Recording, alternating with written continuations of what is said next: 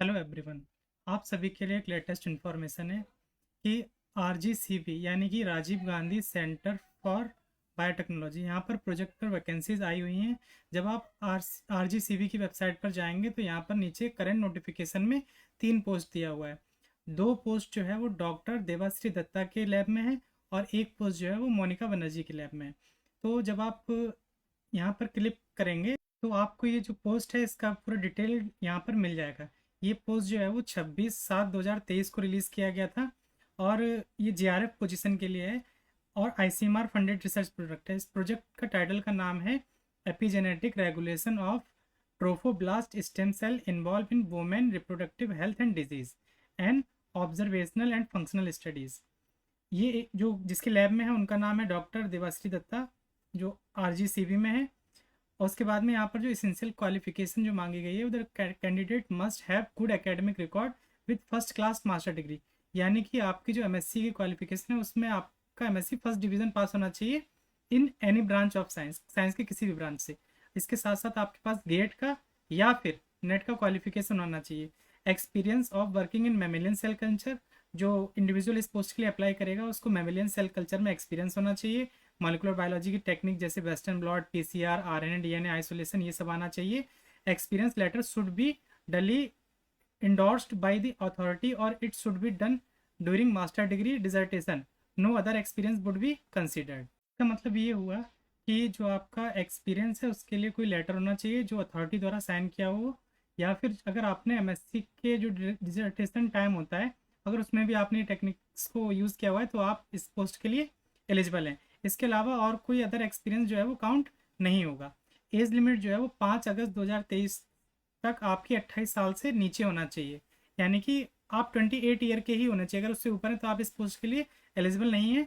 और जो government of India का रूल है उसके हिसाब से जो अलग अलग कैटेगरी हैं जैसे ओबीसी, एससी, एसटी, उनको एज रिलैक्सेशन दिया जाएगा। स्टाइपेंड की बात करें तो 31,000 पर मंथ दिया जाएगा उन स्टूडेंट को जिनके पास मास्टर डिग्री है और उनके पास में नेट या गेट क्वालिफाइड है जो वैलिड सर्टिफिकेट है, और उसके साथ में 18% एचआरए दिया जाएगा। ड्यूरेशन की बात करें कि कब तक है इस प्रोजेक्ट की ड्यूरेशन, तो इनिशियली पीरियड जो है वो 1 ईयर है और वो 3 साल तक एक्सटेंड हो सकता है। ठीक। सिलेक्शन प्रोसीजर की बात करते हैं तो एप्लीकेशन फॉर्म जो है वो ऑनलाइन लिया जाएगा। ऑनलाइन एप्लीकेशन करने के लिए यहाँ पर देखिए नीचे लिंक दिया गया है, इस पर आप क्लिक करके डायरेक्टली फॉर्म को फिल कर सकते हैं। लास्ट डेट जो है वो 5 अगस्त है। ठीक है, आप इस पर जाकर के लिंक पर जाकर के इसको डायरेक्टली फॉर्म कर सकते हैं। इस वेबसाइट का लिंक जो है मैं डिस्क्रिप्शन बॉक्स में दे दूंगा, वहाँ से जाकर के आप डायरेक्टली अपने फॉर्म को फिल कर सकते हैं। इसी तरह से ये वाला पोस्ट भी है। 2 पोस्ट हैं डॉक्टर देवश्री दत्ता के लैब में, दोनों ही 26 को रिलीज़ किए गए थे। तो मैं डॉक्टर मोनिका मैम के पोस्ट को जरा डिस्कस कर देता हूँ कि यहाँ पर एलिजिबिलिटी क्या है। तो एप्लीकेशन जो है वो जीआरएफ पोस्ट के लिए है, आईसीएमआर फंडेड है, और इनका जो प्रोजेक्ट का टाइटल है उसका नाम है novel derivative of tacrine a cholinesterase inhibitor with added pharmacological actions a preclinical experimental study. ये डॉक्टर मोनिका बनर्जी मैम के लैब में है और इसमें जो एसेंशियल क्वालिफिकेशन है वो भी सेम है, जैसे मास्टर डिग्री होना चाहिए in any branch of life science, वहाँ पर फर्स्ट डिवीज़न था और यहाँ पर भी नीचे फर्स्ट डिवीज़न है। मिनिमम 60% मार्क्स होना चाहिए आपका एमएससी में। ठीक है। डिज़ायरेबल क्वालिफिकेशन की बात करें तो उसके पास में जो स्टूडेंट इसको अप्लाई करेगा यूजीसी नेट का CSIR यूजीसी नेट का सर्टिफिकेट होना चाहिए जो असिस्टेंट प्रोफेसरशिप के लिए एलिजिबल होता है। उसके अलावा उनके पास में गेट होना चाहिए या फिर national level examination conducted by central government department, यानी कि जो सेंट्रल गवर्नमेंट डिपार्टमेंट है वो कोई नेशनल लेवल का एग्जाम कंडक्ट कराते हैं जैसे डीबीटी, आईसीएमआर, वो आपके पास होगा तो भी आप इस फॉर्म को फिल कर पाएंगे। अगर डीएसटी इंस्पायर फेलोज हैं आप तब भी आप इस फॉर्म को फिल कर सकते हैं। Experience in work with molecular biology, cell culture and animal model is desirable. आपके पास में मॉलिकुलर बायोलॉजी का एक्सपीरियंस होना चाहिए, सेल कल्चर आपको आना चाहिए और एनिमल मॉडल पर आपको थोड़ा बहुत वर्क आना चाहिए। इस फॉर्म को फिल करने का जो लास्ट डेट है वो 10 अगस्त है और यहाँ पर जो आपकी एज लिमिट है वो 10 अगस्त से पहले 28 ईयर की होनी चाहिए और एज रिलैक्सेशन जैसे लास्ट पोस्ट में था वैसे यहाँ पर भी दिया जाएगा। जो आपका स्टाइपेंड है वो भी सेम है।